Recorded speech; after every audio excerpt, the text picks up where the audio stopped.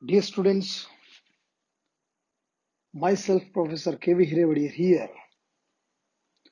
to bring few words to your kind consideration regarding with the teaching and learning materials that is called TLM, especially the second chapter of APSS 1, that is English methodology.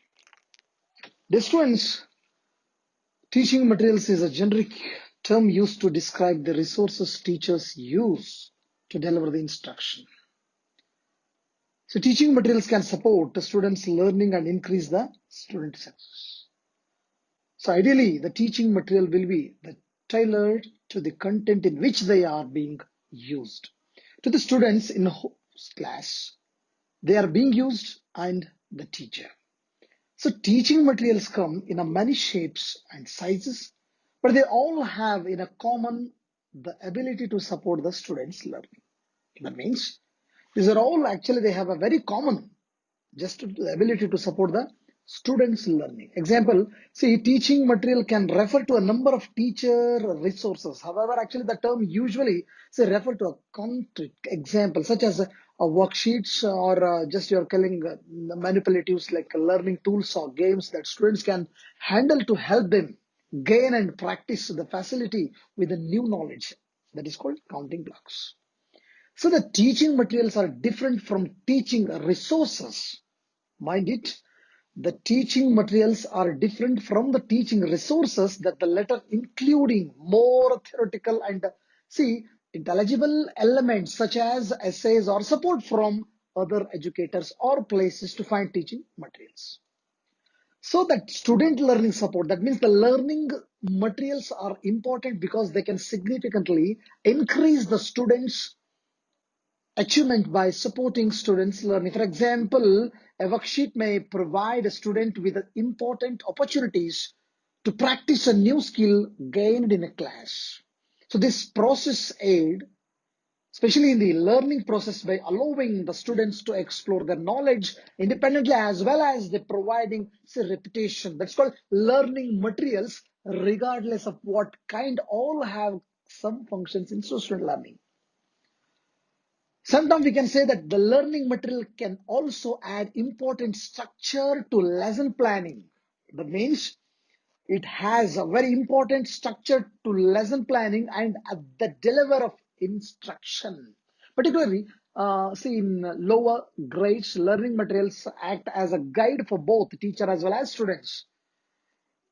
The learning materials act as a guide for both teacher and student. So they can provide a valuable routine. For instance, if you are a language arts teacher, then so you teach new vocabulary words every maybe a Monday, Tuesday, or anything else of Thursday. So knowing, see that you have a vocabulary game to provide the students with a practice regarding the new words will both take pressure of you and provide importance practice for your students.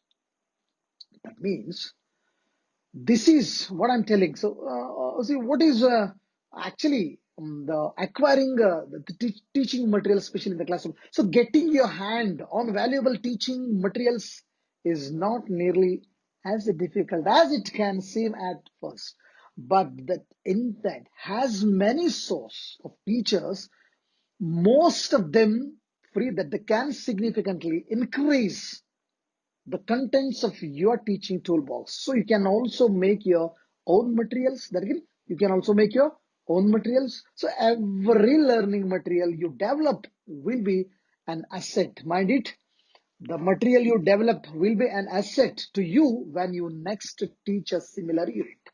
That means the unit should be very similar to each other. So an investment of a time or money in good teaching materials is an investment in good teaching. So dear students, when we are thinking about the types of teaching aids, so what actually they are. So these are the many different types of teaching aids that can be used in a classroom. The first one is called the visual aid. Visual aid means use sense of vision. It include actual objects, charts, maps, flashcards, pictures, parallel boards, whiteboards, flip cards, models, etc. Whereas the second one is called audio, that called audio aids, that very common teaching tool which include classroom stereo system like individual headsets, radio, etc. So in language class, the teacher use the recording to demonstrate how the language is spoken. So it is used as a recreational activity. Recreational means very activity of enjoyable activity that you can enjoy. So mind it, while learning, we should enjoy the teaching. We should enjoy the learning. So it involves the sense of hearing. The next one is called audiovisual. They're both audiovisual. That these aids can have a great impact on teaching. So it involves the sense of vision as well as hearing. So audio video aids are multi-sensory materials. Mind it. So audio video aids are the multi-sensory materials. So they can be produced, distributed, and even used as planned components of education programs. So teacher can use instructional or documentary video to enhance a specific subject or a topic. It usually require a television or digital video player, projection, film, script, so etc. etc. So some other teaching aids are now today, these technologies, after actually we are adopted this kind of a technology after COVID-19, mobile technology. That means almost all actually you have come across most of the schools, most of the colleges, most of the classes are being run online.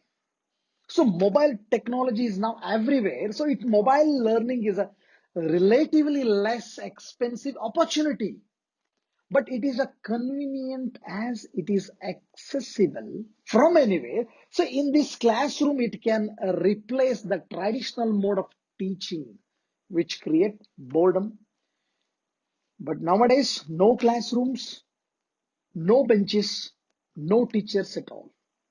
A mobile device provides information inside or outside the class, so there is all the time connection between the friends and teacher. So it gives a new opportunities to both the teacher as well as the student.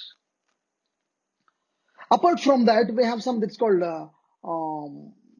this way. What we are actually nowadays we are celebrating with some very online classes, maybe in the name of discussion methods, like language games, language labs through online opportunities. Like even we are celebrating some seminars like online. We are calling as a webinars.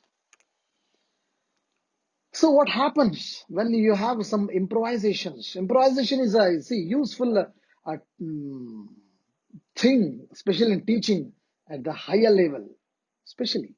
So improvisation means one definitely true to yourself and transcend any limited context, border, program, like regulations, drivers, habits, whatever it may be.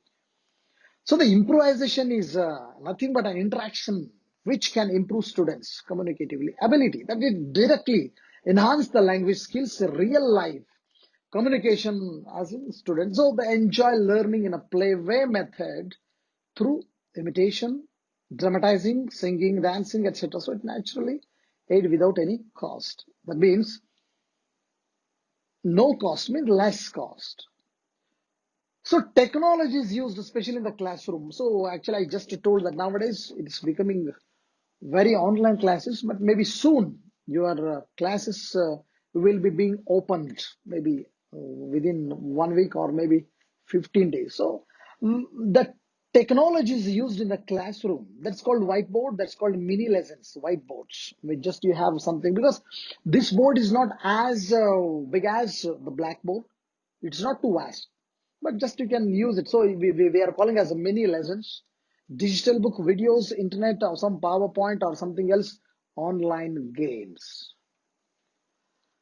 So this is about what is TLM and the importance of teaching learning material. So in my next class, I will discuss the next concept. Thank you very much. Have a nice time. Take care of yourself.